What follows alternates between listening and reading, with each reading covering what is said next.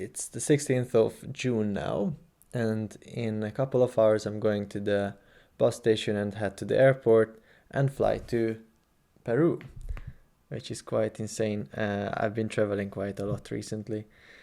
So what's the reason why I'm traveling again? Well, this is not just like a holiday trip, or it's not necessarily something that Well, this trip is a little bit more than just a holiday. It's I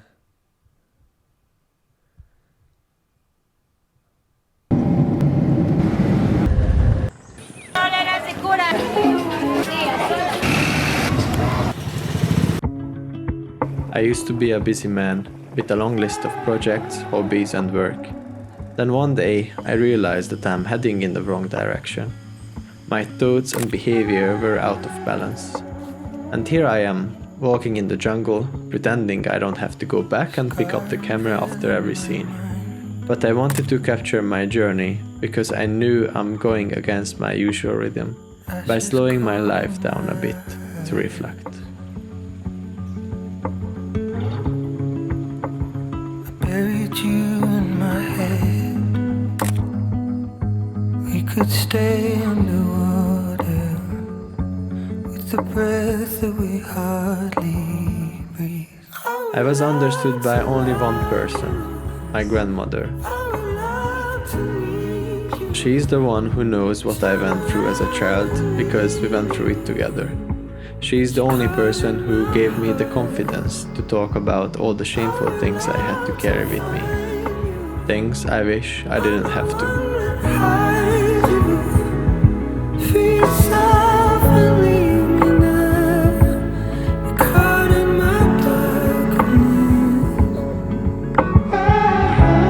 My plan was to heal this wound at the source. My journey and this video is about self-rediscovery.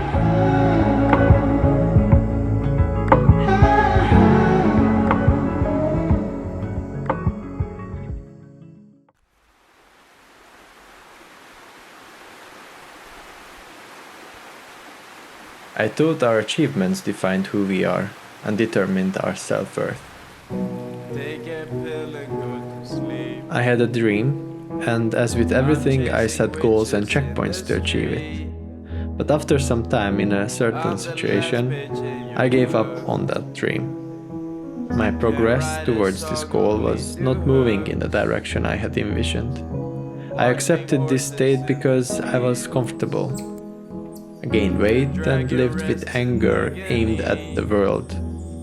I was irritated by the bus driver, random pedestrians, my friends, strangers, everyone. I felt like the entire world was against me, that everybody was crazy and lacked logic. From my experiences since childhood, I carried feelings of insecurity, isolation, shame, distrust, and frustration. These emotions shaped how I perceived the world around me.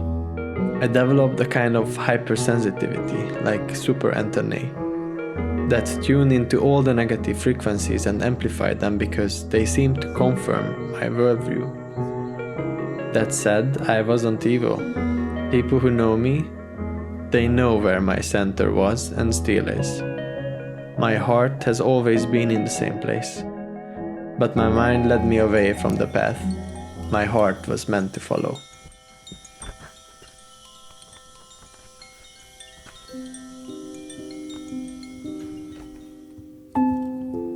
When I was a teenager, I turned to the arts to express myself. Through music, photography, and painting, I was able to communicate my inner world.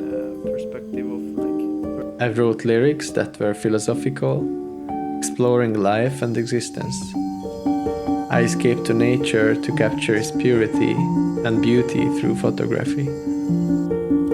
I played with colors and geometry in some of my paintings. But I felt I had to be sad to create. The depressed mood brought out my best compositions. This personal success in my art made me addicted to sadness and drama. I wasn't aware of why I said things I didn't even mean. The mix of anger and depressive thoughts controlled my mind.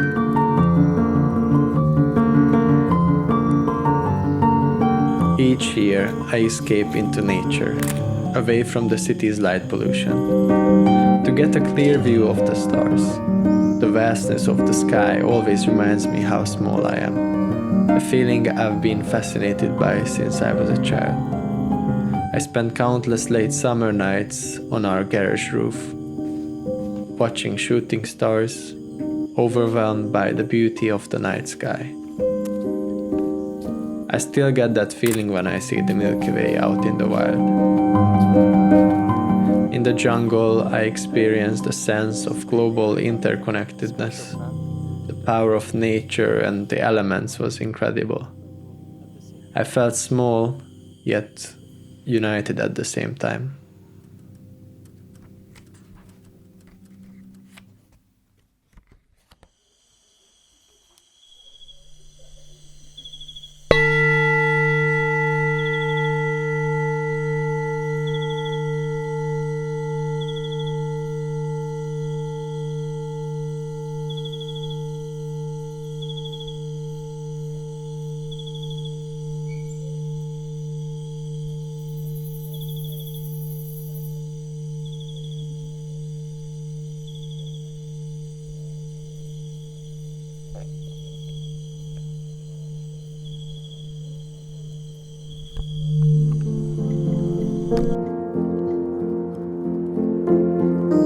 Even though I spent most of my time in isolation, I was not alone.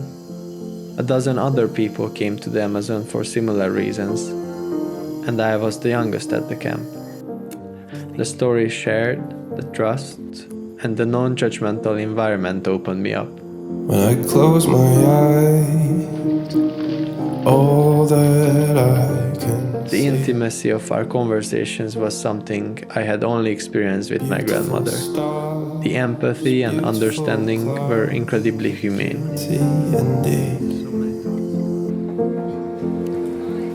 And if I can dream, We spent our days practicing guided meditation, doing yoga, reading, and taking walks in the jungle. This environment helped me understand, grow, and learn how to start loving myself. when I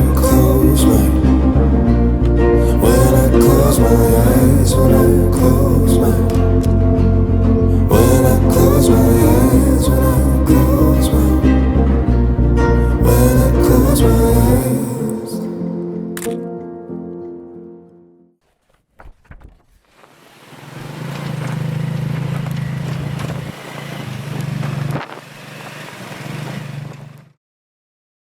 After 2 weeks without electricity, internet, or warm water, and sleeping in a hut, also called a tambo, in the middle of the Amazon rainforest, I flew to Cusco to explore the country's other treasures. The first thing I noticed about Cusco was the altitude. At 3,400 meters above sea level, my first night came with a bit of a headache. I drank some coca leaf tea for breakfast, which held me throughout the day and gave me the energy to climb the endless stairs leading up to a viewpoint at the top of the city.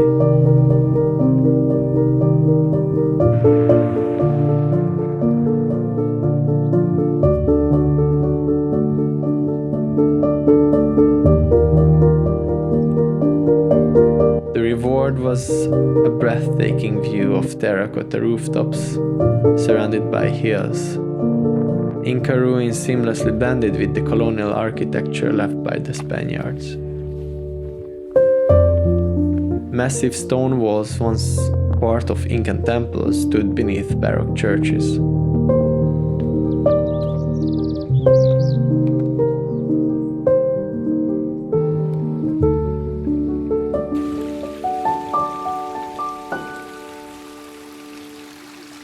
One of my favorite discoveries was the market. I'm attracted to the vibrant colors, aisles of fresh fruits and handmade textiles. Markets have always felt like home to me. Growing up, I always helped my grandma sell her flowers at the market back in Hungary.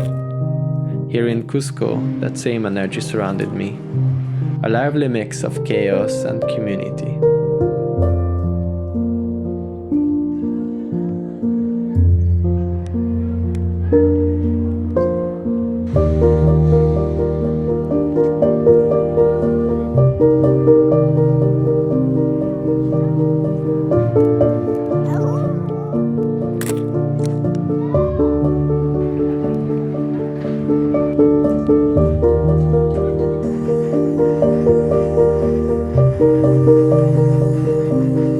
After 2 nights exploring Cusco, I set out to see one of the world's most iconic archaeological sites, Machu Picchu.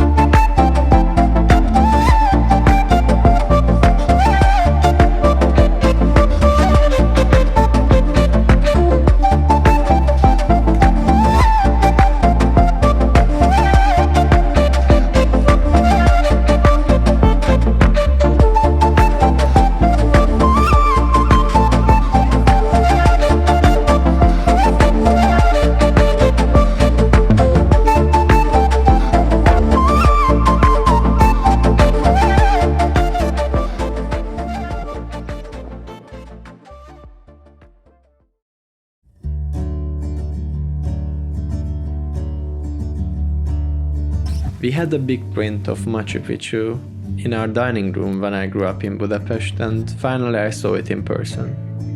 Honestly, I enjoyed wandering around the hills more than to look at the ancient ruins. I was very lucky with the weather, because it can often rain and become foggy. Neighbors keep on calling.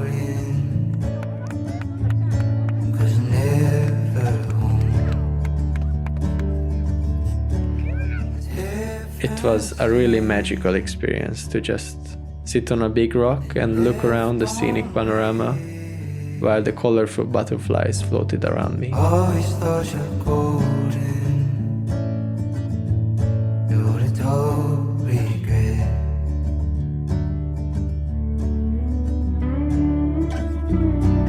Was that a metaphor?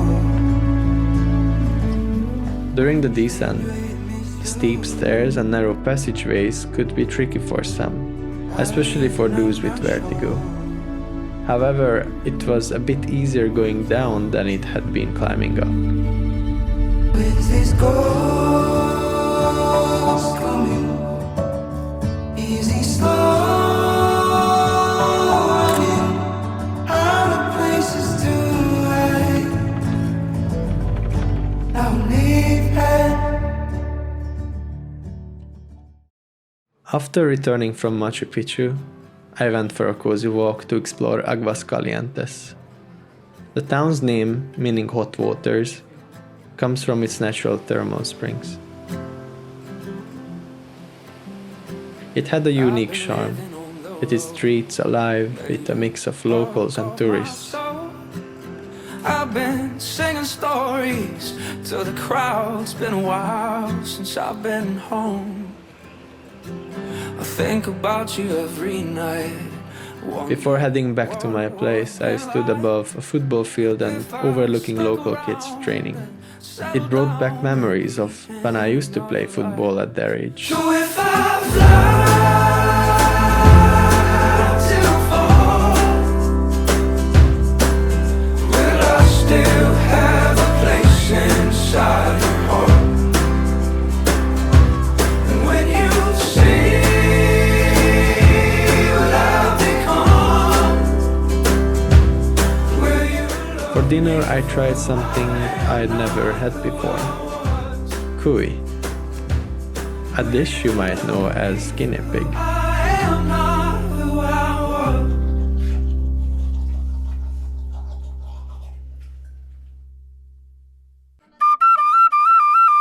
After a few hours of train and bus rides through even more scenic landscapes, I found myself back in Cusco. The city welcomed me once again with its cool, thin air. For lunch, I tried one of the local specialties, either llama or alpaca. Honestly, I can't tell the difference, but it was delicious. I decided to spend my time exploring the city's lesser-known corners. Though Cusco is full of tourists, I wanted to experience the more authentic side of local life, so I walked away from the main squares. One of the reasons I shoot with analog film is to truly appreciate each moment. With a limited number of shots, every click becomes meaningful. The whole process that goes into taking a photo and developing is just magical. I've been living in the present, saving those memories for the future. I spent just one more night in Cusco, but even that brief stay left an impression. I woke up early the next morning, chilled to the bone despite layers of blankets. The mornings at this altitude can be shockingly cold, a sharp contrast to the sunny warmth of the afternoons.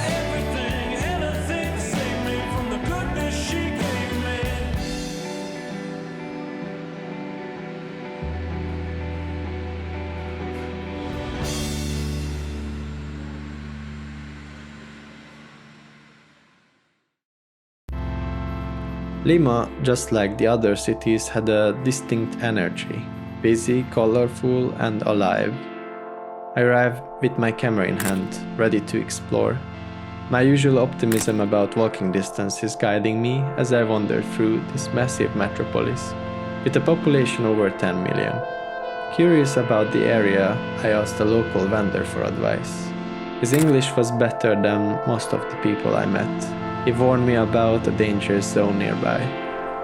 Listening to his advice, I decided not to stick to my planned visit of a market, so instead I stayed in Miraflores and Barranco, the most tourist-friendly neighborhoods. Baby, I just want to be free. Sometimes I don't want to believe.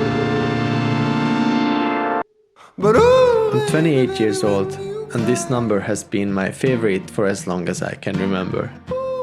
As a child, I was so drawn to it that my mom, knowing how much it meant to me, made sure my very first phone number ended with 28. It is an even number. It begins with a 2, which symbolizes a pair, representing companionship. No one is left behind. Then there is the 8, a looping figure, and if it is tilted 90 degrees, it transforms into infinity, a symbol for endless possibilities and for dreams and ideas that have no limits. I saw in 28 a sense of order and limitless potential, something that resonated deeply with me, even if I couldn't put it into words at the time. In the spirit of adventure, I tried surfing for the first time. The Pacific Ocean's big waves left me seasick, but I managed to stand on the board on my first waves. I guess my wakeboarding experience came in handy. I recorded soundscapes, snippets of streets and the rhythmic crash of waves against the shore, to remember Lima beyond photographs. turn it into song. I'm who I am. While I felt enriched by my solo backpacking experience, there was a certain comfort in the thought of returning home to Sweden. Peru had given me an unforgettable journey to regain my authenticity, cultivate my interests, and have more love and empathy for myself. It took me a year to remove the barrier of my emotions after I realized that something was off. I have less chatter in my head and I feel more patient and have less judgment for myself and for others. I'm this.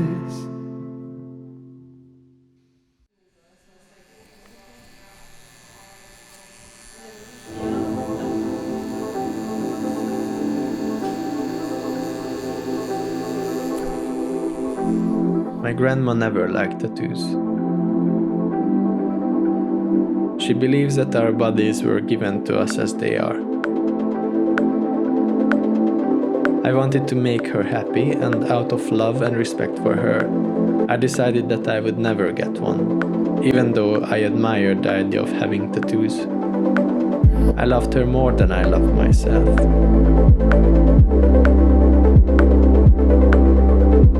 And here I am, taking a big step forward by getting an imprint on my skin.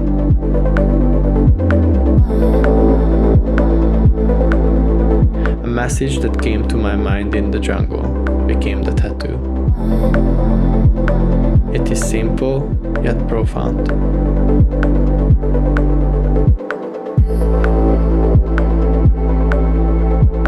It will always remind me to be present, because I'm here.